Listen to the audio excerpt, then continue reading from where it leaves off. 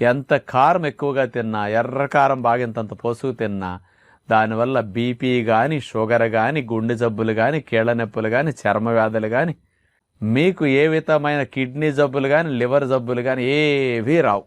దీర్ఘ రోగాలు, మనం బాధపడే మందులు వేసుకునే మొండి రోగాలు ఏవి రావటానికి కారానికి సంబంధం అసలు లేదు. మరి ఇది వినేసరికి బాగా ఎర్రకారం బాగా వాడి ఎర్రెర్రగా తినేవారికి చాలా సంతోషంగా అనిపిస్తుంది. ఇంత మంచి విషయం విన్నాం కదా అని. ఇది యథార్థము. అసలు కారానికి జబ్బులు కలిగించే గుణం అట్లాంటిది లేదండి. ఎర్రకారం ఎక్కువగా వాడటం వల్ల ఇబ్బంది ఏమిటంటే మంటగా ఉంటుంది కదా నోట్లో పెట్టుకునేసరికి. వాళ్ళకి కొన్ని రోజులు తినేసరికి ఆ మంట అలవాటు అయిపోతుంది. అది పక్కవారికి మండుతుంది కానీ వాళ్ళకేం మండదు. కాబట్టి ఈ సెల్స్ అలవాటు అయిపోతాయి. ఏదైనా ఎక్కువైతే తినేటప్పుడు కారానికి నోట్లో లాలాజలం వస్తుంది, కొంచెం కళ్ళమ్మట నీళ్లు, ముక్కమ్మట నీళ్లు కారం